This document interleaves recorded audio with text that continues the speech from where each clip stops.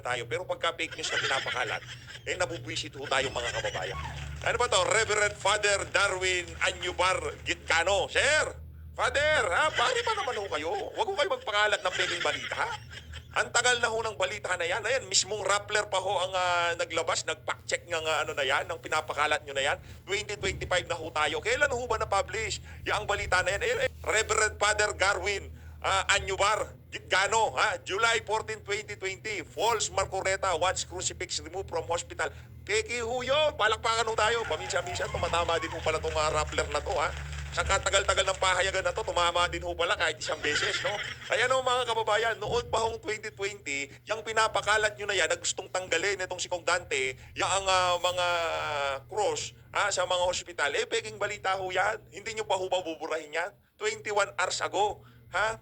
Baka ho baka doon sa, ito tanong lang nabayaran ho ba kayo, Father? Nakita ko, nagbablog din kayo Pari pa naman kayo. Ha? Ang dami na akong nagkomento. Ito, ganito lang naman nung kasimple yan ipagpalagay na natin, Father. Ha, na hindi nyo ho alam na peke yung balitang pinapakalat nyo na yan. Ha? Hindi nyo ho alam na peke yung balita na yan. Ang dami na akong nagkomento, di ho ba kayo na-curious? Di ho ba kayo na-curious na ito bang isinare ko na to, totoong balita kaya to? Baka ginuguntay na ako noong nag-share sa akin na to at pinapost sa akin itong larawan na to ni Congressman Rodante Marcoleta. Pero pagka siningitan nyo siya ng mga ganyang klaseng kabalintunan, maraming aalma sa inyo dyan, Father. Ayan ang pagmumuka nitong si, Rev. Father Darwin Anyubar Gitcano. Father, ha? Ayusin nyo ho yung, pagpo-post. Ano ba nakalagay dito sa post niya na to? Mga kapatid na Katoliko, tandaan ninyo ang nasa larawang ito. Bakit tatandaan? Kasi kailangan iboto yan.